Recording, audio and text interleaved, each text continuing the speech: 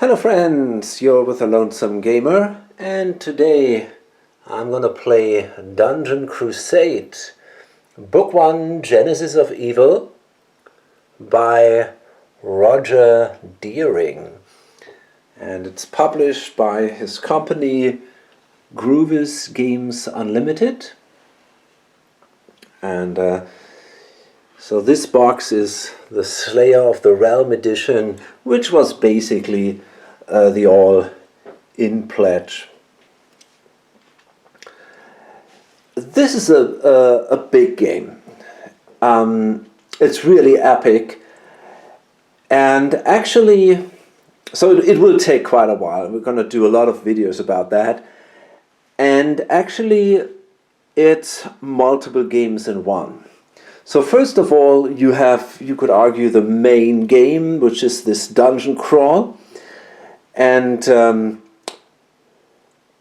then you have a prologue, which is the Avalon Adventure game. And there it's kind of a map of the kingdom where this game is set. And you travel with your group of heroes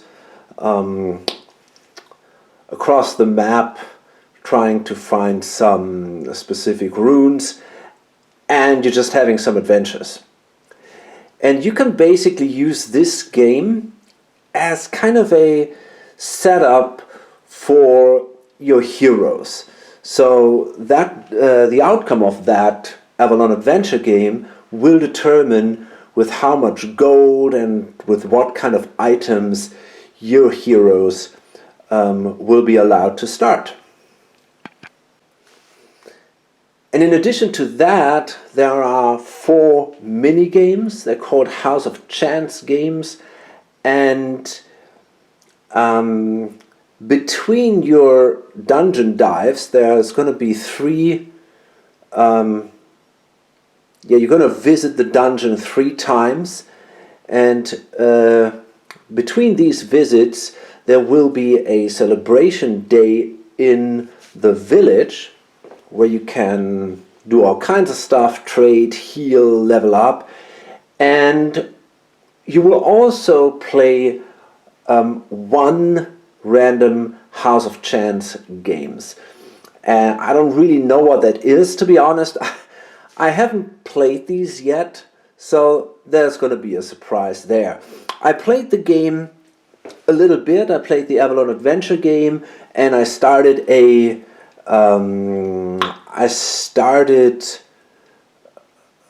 game of the dungeon crawl, and I got a little bit accustomed to the rules, and then I decided that I'm going to do a playthrough. Okay, so I'm going to set up the adventure game now. Okay, so I've set up the Avalon Adventure game, and now you can already see here this is a map of the realm of Avalon, divided into these small areas here. And we're starting up here. This is our marker.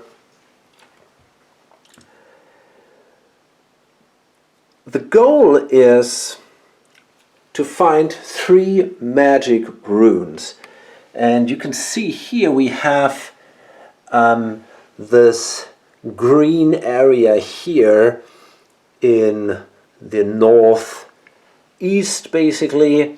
Then we have more in the center, it goes through here. We have a brownish or yellow area, and then here in the south west we have this red area. And when you set up these markers, you got 3 markers of every color, and one of them is one of these powerful magic rooms. So you basically shuffle all these markers, and then you place randomly 3 in each of the areas, and you use these cards. Every area has its specific card, and then you simply shuffle these cards and you draw them, 3 of them randomly, and this is then where you place these markers. So I don't know where the runes are, I just know that one of these 3 here and one of these 3 here and so on is one of the runes that I have to find. So I'm going to read the introduction here. Hope's Reach, that's where we are. There we go. Into the Great Unknown, Part 1. On a calm and clear evening, the 6 heroes assemble on the island of Hope's Reach, and the request of Father Jova to discuss the journey ahead of them and what needs to be accomplished. The heroes kindly greet one another and quickly build a strong camaraderie between them. A short while later, the heroes see Father Jova and a few acolytes approaching from the north out of the darkness. Good evening, my gallant friends, and thank you for answering the summons. The situation I speak of is quite dire. There is a village that has been under siege by creatures from a place of great evil that is a short distance away. Someone or something has placed a powerful curse on this wicked location where no one can gain entrance to vanquish the evil that dwells within. There is one hope, though. Okay, so this is where I want to interrupt quickly. The thing is that I want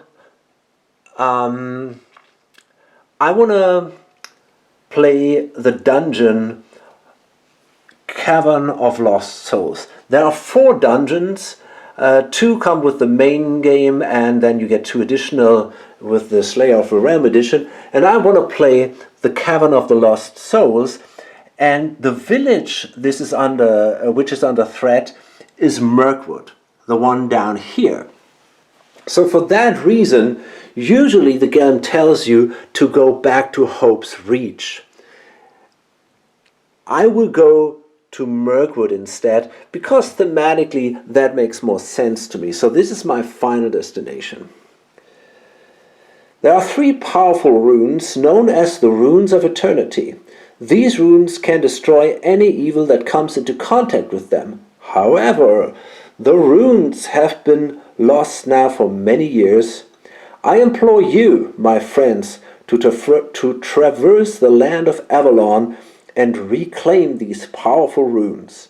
Shatter this dreadful curse so you may enter this evil place and vanquish what resides within. When you locate the runes, you must travel back to Hope's Reach, where I will be waiting. May Ashara watch over and bless you on your journey ahead. Well, I'm going to go to Mirkwood, because we want to enter this, and to do this we need the runes. As the morning, and now we come to part 2, First Light. As the morning sun begins to shine across the island, the heroes awaken and prepare for their perilous journey ahead. Before setting out, the heroes are visited by an apparition of a beautiful angel that casts an aura of peace and tranquility over them. She then begins to speak. My most heroic and valiant friends, I come to you to let you know you are not alone on this journey, for I will be watching over you and offering you healing if it is needed. If you fall, I will raise you up to continue the fight. However, I can only help so much on this perilous journey, as my power is not unlimited. Venture forth, heroes, and be courageous, brave, and valorous. Reclaim the runes of eternity and save the souls of the village that is under attack by this great evil. Okay, so basically this angel, if one of our heroes dies, we can bring them back to life, but I think we can only do this 3 times. So yeah, we're going to move this thing up here, and then if we have to do it a 3rd time, we die. So that's what this fate track is for.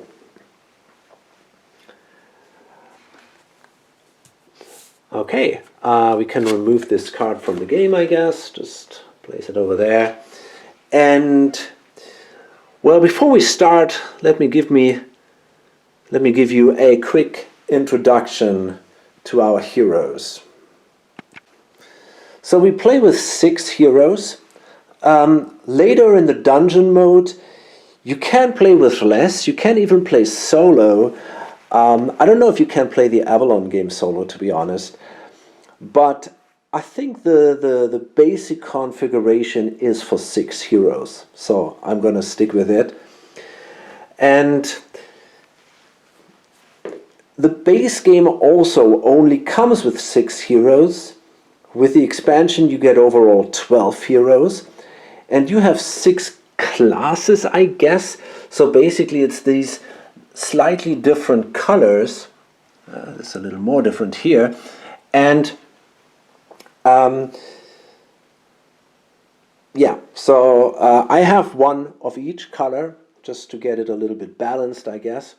So over here we have Jorah Oakheart. She's a priest. And later in the dungeon, I'm going to use miniatures for these. Usually they come with standees. I'm going to use the standees for the monsters, but I don't want too many standees. So therefore, I'm going to use miniatures for the heroes so that they are easier to distinguish. So this is my miniatures. She's got that scepter here, and she also has a scepter. Actually, she does have a scepter, you can see here. So I'm going to use that miniature. They are from Talisman, the Fantasy Flight Edition. Then we have here Coreth Doomswood, a warlock. Oh, maybe just one more thing. So first, on the back, they have also quite a bit of a background story, but I'm not going to read all that. And then here, up here, you can see the life points of the heroes. Now usually you're supposed to track these with these kind of things. I don't know the name for them in English, but I don't like that.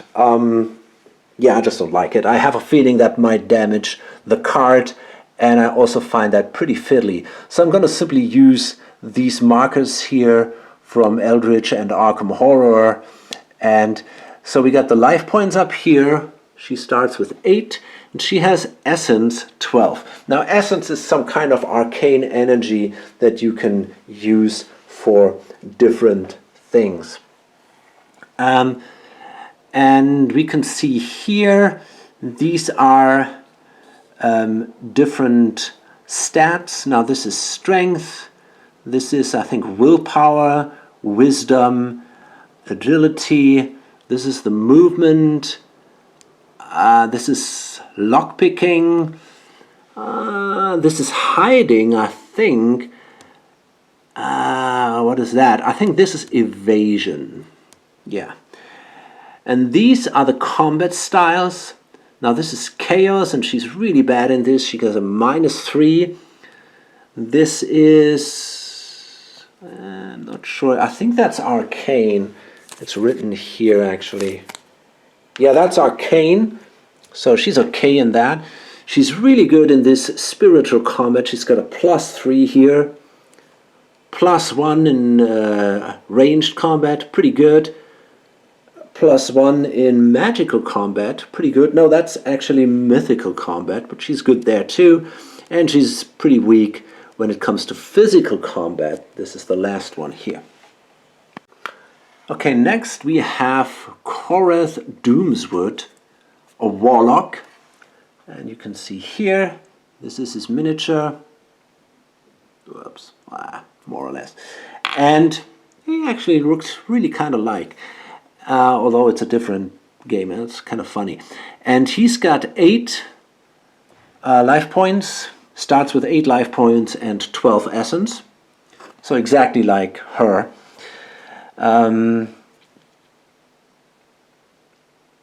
Yeah, he is, when it comes to combat, he's pretty good in arcane, pretty good in mythical, and also really solid in physical combat, and he's also good, or okay at least, in chaos. Terrible in ranged combat. Then we have here Lyrena Nightweave. She's a battle mage, and I took this miniature here. She's got that staff which looks a little bit like that, and then let's see, she's got 10 life points and 10 essence, so she's a little bit more balanced than the others. She's really good in chaos, good in arcane combat, terrible in mythical combat, still okay in ranged combat and physical combat, and not good in, what is that? Oh, that is mythical combat. Oh, that is spiritual combat. So she's bad in spiritual and mythical combat. We have here this guy, Kane Redfeather, and this is our miniature that I'm using here. She's a ranger, and also 10 and 10 are his stats in life point and essence. Good in chaos, terrible in arcane, solid in spiritual, really good in ranged combat, bad in mythical, and, well, okay in physical combat, I guess. We have a bard, and I'm going to use this thing. It's more like a rogue or assassin-like miniature, but I think it kind of looks a little bit like that, so I'm going to use that. And this is Matari, and she is, well, not that great in chaos, okay in arcane, solid in mythical, solid in ranged combat, really good in, no, this is spiritual, really good in mythical combat and really bad in physical combat. And the last guy is Sir Brennus Catherine, a knight. We got this miniature here, 10 and 8 essence. So these values are a little worse, but yeah, he's terrible in chaos, okay-ish in arcane, solid in spiritual, solid in ranged combat, not good in mythical, but really good in physical combat. Okay, so just as a quick well, wasn't that quick, but just an introduction into these heroes. We'll see a lot more of them later. One last thing before we start. We have 3 loot decks here, and we kind of had to prepare. There are different types of loot cards. We have junk, which is completely worthless. We have common loot, uncommon loot, rare. I think this is epic and this is legendary. And we had to pre-construct the different loot decks. We have a bronze loot deck, which isn't that great, and it focuses more on the common items. And then we have a silver loot deck, which focuses more on uncommon items, and the gold one is, there are a lot of rare items there. But every deck has also a few better items and also a little bit of junk. Now there's one thing that is really important, and I'm gonna change the rules here right away. During the main game, usually all the items have a given tier. So like this one is tier 1. You cannot see it sadly because the focus doesn't work. Now you see it. Tier 1, for example. These are all tier 1. These are the starting weapons. And we don't need them in this specific game, actually. They are not used. But later on, we're gonna in the dungeon, we're gonna have our starting weapons. And usually, the heroes are only allowed to use weapons that have a tier which is equal to their level or less. So the heroes can eventually level up to level 3. Right now they're all at level 1. And only if they are at level 2, for example, they are allowed to use tier 2 weapons. I'm going to ignore that. The reason why I want to ignore that is because for me a big part of a dungeon crawl is to find loot, and I find it super frustrating if I get loot which is really cool and I know that I cannot use it for the next 10 hours or 8 hours or whatever, because it will take me so long before I actually will be allowed to get stronger and to use that thing. So therefore I will allow the heroes to use all the loot they find. However, we have a marketplace over there, and usually from the start of the game you will place also higher tier equipment on that marketplace. I'm not sure why, if you can't use it anyway, but it's placed there. I will, at the start of the game, only place tier 1 equipment in the marketplace. So only if you find something of a higher tier, you will have the option to use it. You cannot buy that stuff somewhere. In addition to that, I'm going to use a little stronger monsters than the ones that come with the base game. So in this way I hope I can get the balance back a little bit. But I really want to use good items if I randomly find them. I think that makes a big part of a dungeon crawl for me. But all these things will only be important later in the game. I just want to already tell that if I find something now, I will use it later. Okay, so let's finally start off. So I'm going to go right here to the Tower of St. Vitus with my guys. I'm going to move in here, and it's super simple now. I'm going to simply find the card here. You know, it's written up here. We have already the card here, the Tower of St. Vitus. And what we do now is we roll a 12-sided die, and gotta get a dice tray later, but for now I'm going to roll the die and then I simply see what happens. So there's basically very little decision making going on in this game. It's really just kind of a prologue and some kind of more interesting way to get some more or less random starting conditions. Okay, that's a 2. That's a bad start. You want to roll a high here, and the 2 sucks right away.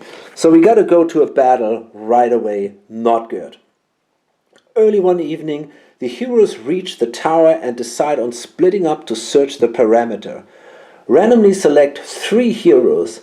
As these heroes approach the front, the door of the tower is kicked open by Lord Blackhand. Okay, so first we got to select the heroes. So it simply goes from left to right, 1 to 6, and we're going to simply select 3 of them. Okay, that's a 6. That is this guy. I just want to place a die here. Then number 2 is over here. And this is number 1. That's her. Okay, not a good start. Lord Blackhand, he slowly descends the stone stairway of the tower and points to the heroes. I have been anticipating your arrival. Give each hero 1d6. Okay, Lord Blackhand has 4 health and a toughness of 11. Every round of combat, the heroes must roll their d6 together. If the combined result is equal to or exceeds Lord Blackhand's toughness, deal 1 damage. If the result is lower, Lord Blackhand deals 2 damage to the hero with the least health. That is a very bad start, actually. Okay, so what we're going to do just for fun, I'm going to use this battle board here. You know, this is how the rules tell you to do it. I guess you can do it in a more simple way. But, you know, at least for now, we're going to do it that way. Now we're going to take the miniatures of the heroes. We have our priest here. So we're going to place her here. And we have this guy, the warlock, over here. And we got the knight right here. Okay? And then we get Lord Vidicus. Okay, so this is here Lord Blackhand. And I think they look cool. It's sad that they are the same from the back and the front. I would really like that they look a little different, especially later in the dungeon. It's useful because it would then be easier to kind of determine the way they walk. But okay, so we're going to place this guy simply here. And as I said, usually we don't really have to do this. We can just remember it and track the markers and, you know, use the markers and whatever. But it's okay. I mean, it's kind of fun. And now let's see. How did that work? Lord Blackhand has 4 health and a toughness of 11. Okay, so I'm going to give him the black marker here and just the black die. Okay, so he's got 4 health. And then we get each 1d6. And it doesn't really matter which one has which, right? We just roll the dice. We just roll 3. Or maybe it does. No, it doesn't. Yeah, we just roll them together. And basically we need an 11. And if we roll lower, it's bad. If we roll... Yeah, so we need an 11. Okay, that's not an 11. So that means the hero with the lowest health takes 2 damage. That's not good. So she's got 8, he's got 8, and he's got 10. So I'm going to roll a die, which of the 2. So on a 1 to 3, it's her. Okay, so this guy takes 2 damage. That's a pretty bad start. I don't have a good feeling here. So let's continue. No. Okay, so now it goes downhill.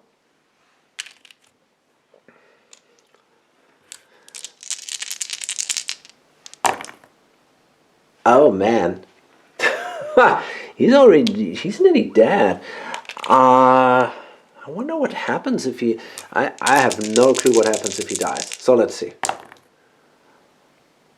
Okay, that is at least an 11. So that's something. So this guy loses 1 health. Okay. And let's see.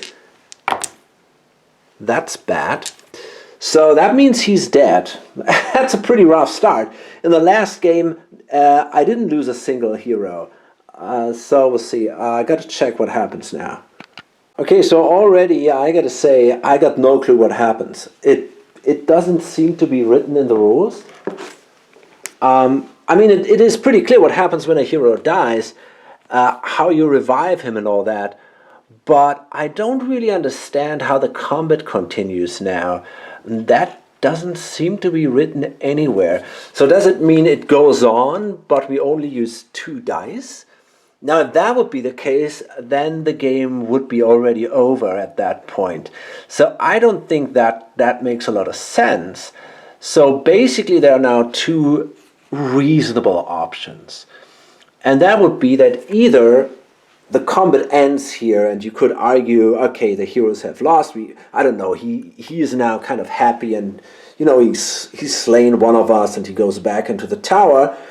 Or we continue fighting with 3 dice and still try to kill him.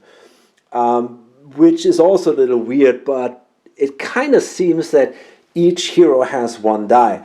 So, you know what, I think I'm going to end the combat here. The guy said, yeah, I showed you, and he moves back into the tower. Okay, that's it. And we basically, it wasn't great, but Okay, I mean, we were punished, we've lost this thing, and this goes up one space. And if it should be, I think if 3 heroes, 4 or 3, I'm not even sure about that. I gotta see that. Can we do 3 or 4 times? Let me have a quick look here. The rules, man, I think the rules are not good. They're not written well at all. But okay, let's see. I don't know. There we go. Okay,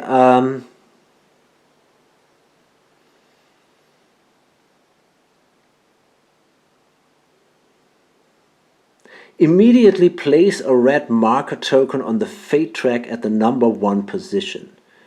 Okay, so it seems we have basically 3 deaths, and if the 4th hero dies, we're done.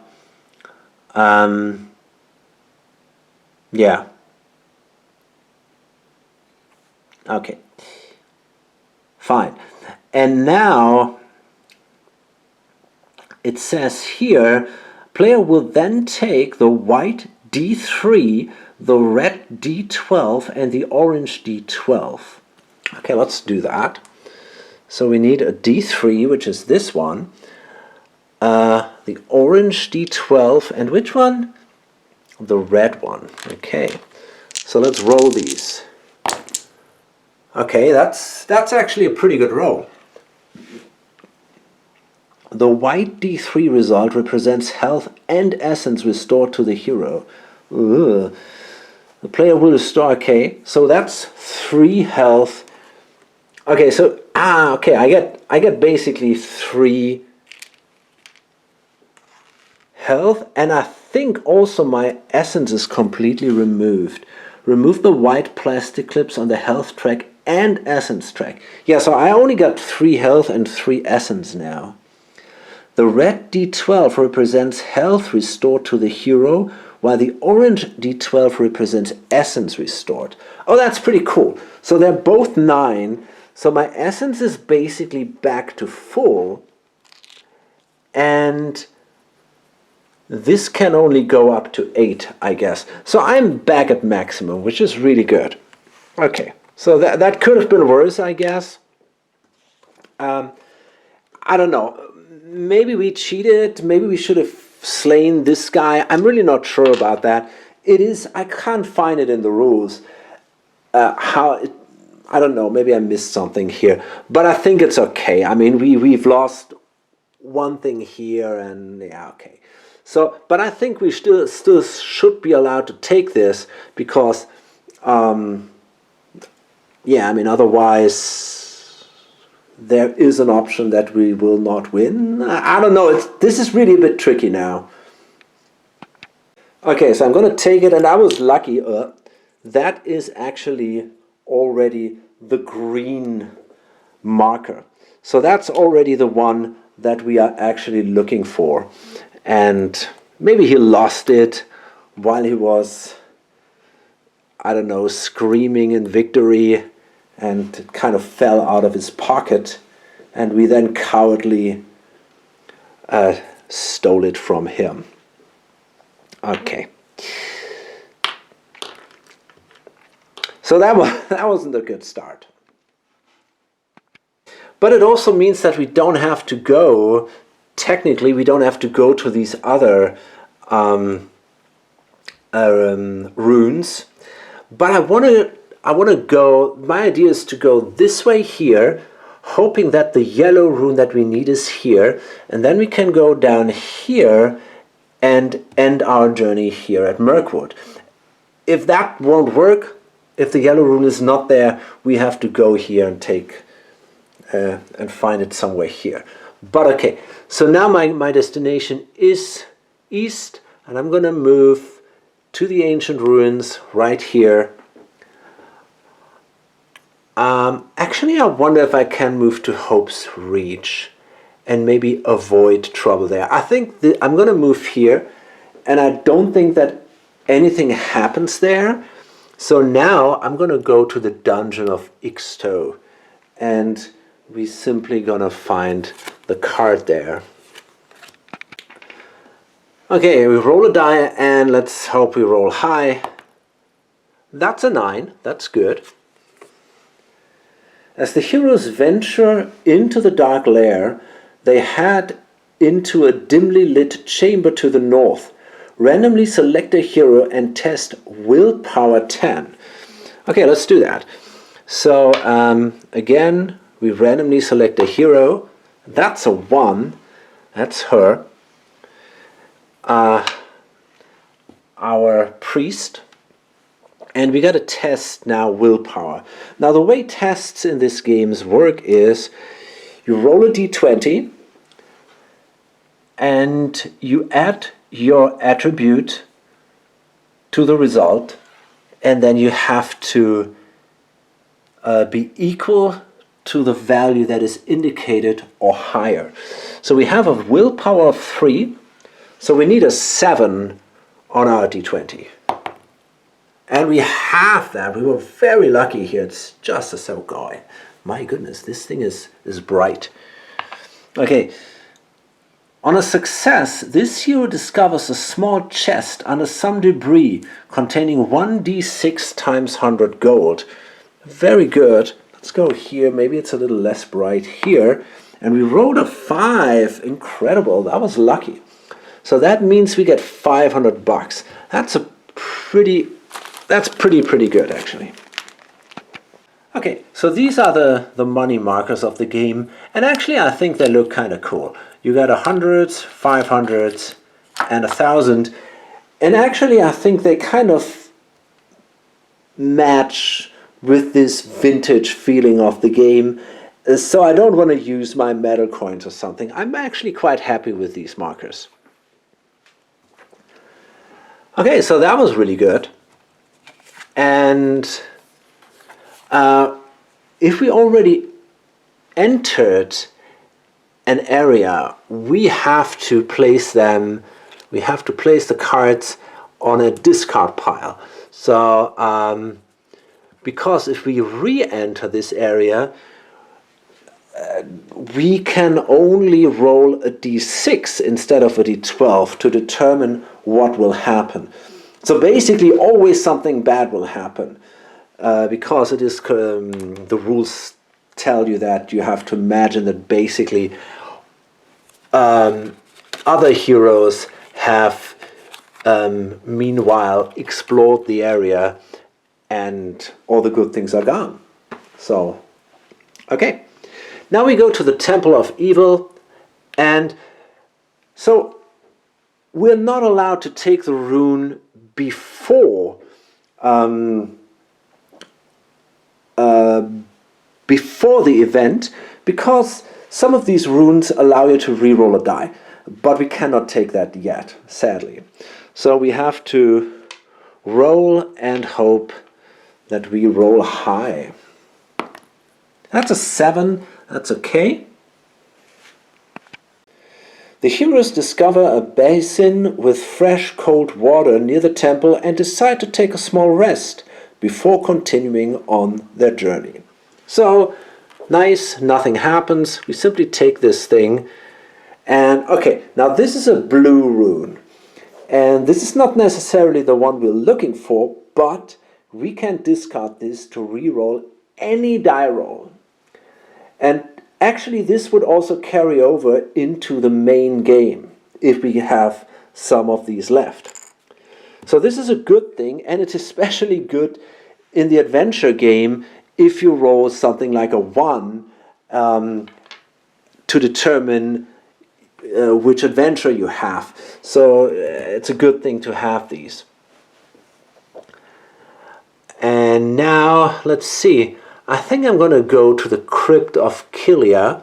So just move here, and now we go to these brown areas. So again, we have to roll a die. Oh, that's a 6. Well, that's not going to be too exciting, I guess. Trekking through the sludge-like mud late one evening through a torrential downpour, Flashes of lightning illuminate the many broken and cracked headstones throughout the graveyard. These brief moments of light aid the heroes along their perilous journey. Okay, so again, nothing too exciting. Now we're going to the Ghost Isle. And let's roll a die.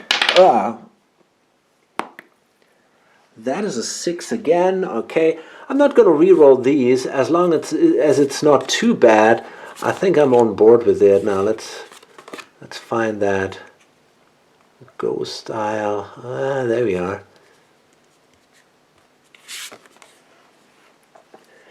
As the heroes are traversing the westernmost part of the isle one evening, they gaze upon the Sea of Anguish and catch sight of the dreaded Sea Wolf's pirate ship with the evil Captain Omar von Dupree screaming orders at the helm. Okay.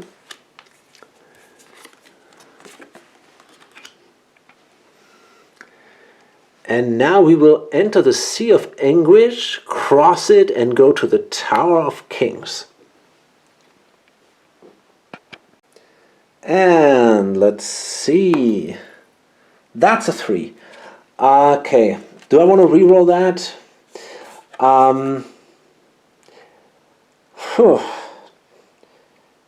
Tough choice. Now, I don't want to battle. And 3 is not really the battle that we had before. I only have one of these runes, so I think I'm going to take that. Late one evening, the heroes are awoken by King Joshua, alerting them that the tower is under siege by 10 orc archers. He needs 3 heroes to man crossbows at the top of the tower and fire upon the orcs. Okay. Yeah, okay. Let's do it. I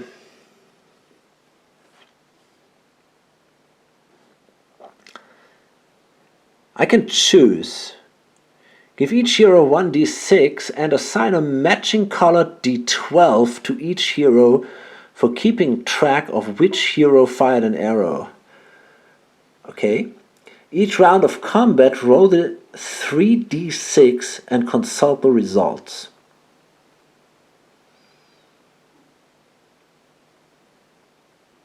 Oh man, that can take a while. Ugh. Okay, so I guess I'm going to take heroes with a fairly high damage value or life points. So these, and the knight. Okay, these are our 3 heroes. Battle Mage, Lorena, Kane, our ranger. Yeah, he uses bows, so he should be good. And the knight. And that means we get 3 12-siders, I guess? Was it? No, it was the other way around. So we use these to mark the heroes. Yeah, okay. And we got here our 3 6-sided die. And then we simply roll them on a 1 to 3. An orc shoots the hero takes 1 damage. On a 4 to 6, the hero shoots and kills an orc. Use the d10 to keep track of how many orcs the heroes have killed. Oh boy. Okay. Well, I mean that's so I'm gonna place it on a 0 and we're gonna count down. So let's see. Okay, that was okay. We did 2 damage, but the ranger already kind of fucked up, so he loses a life point. And let's continue. Wow, that was a good one. So 3 hits. So already half the orcs are destroyed, are killed. Ugh. Okay. So we all take a damage.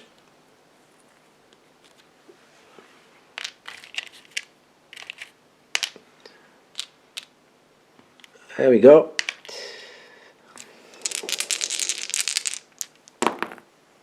Okay, 2 hits. This time Lorena takes a damage. And 2 more hits. 2 more orcs are killed. Okay, we killed 1 orc. But sadly, Sir Brennus and again Lorena, they both take a wound. So maybe we can finish them now. Come on. Fuck that. So not successful here. Still 1 guy left. And this time it's Kane. And again, I mean, he's not good in shooting, it seems. Poor Sir Brennus. So, come on. Okay, so we finally did it, but of course we take 2 more damage. Okay, so again, pretty painful here. We managed to kill the orcs, and the bad thing is we don't even get a reward for that shit. So, yeah, wasn't good. That wasn't good.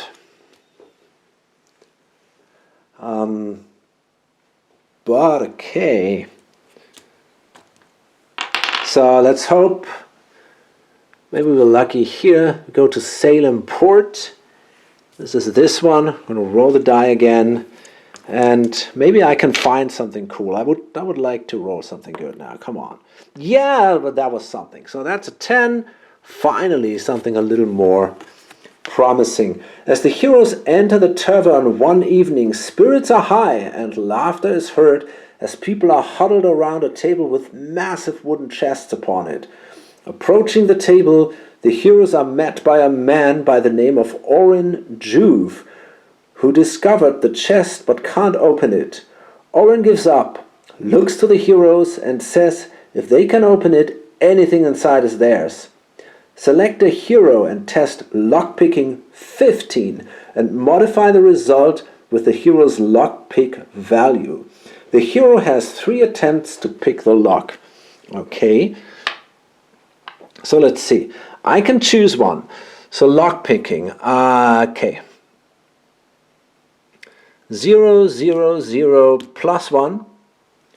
Plus 1. Okay, so I'm going to give it to the Bard. He's the guy who does that. In the tavern, he's our hero for the tavern. So he needs basically a 14. And he got 3 attempts. Not good. That's an 8. And it's hard to show that. It kind of sucks, man. Maybe it's better if we don't take this thing. Let's see. The next one is... Yes! There we go. That's an 18. Awesome. She did it. And on a success, roll 1d12 times 100 for gold within the chest. That is great.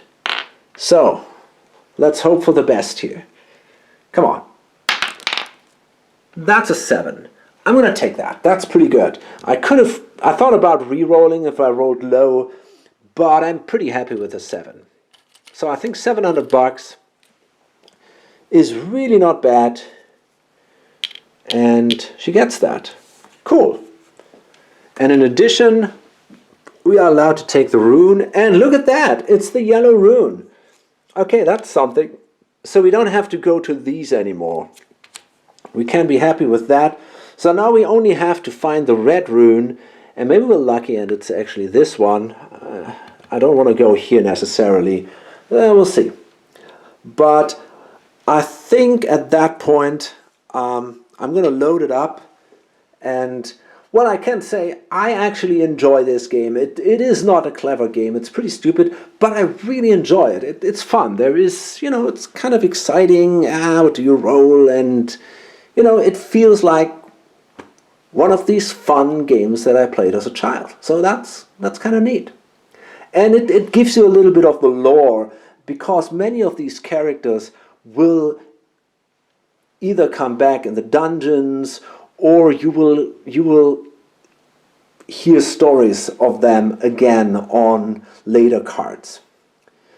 Okay, so yeah, I hope you enjoyed it, and well, by the way, just want to mention my Patreon site. I'm going to put a link underneath the video, and yeah, if you want to support me there, that would be awesome. Hope to see you in the next video. Bye.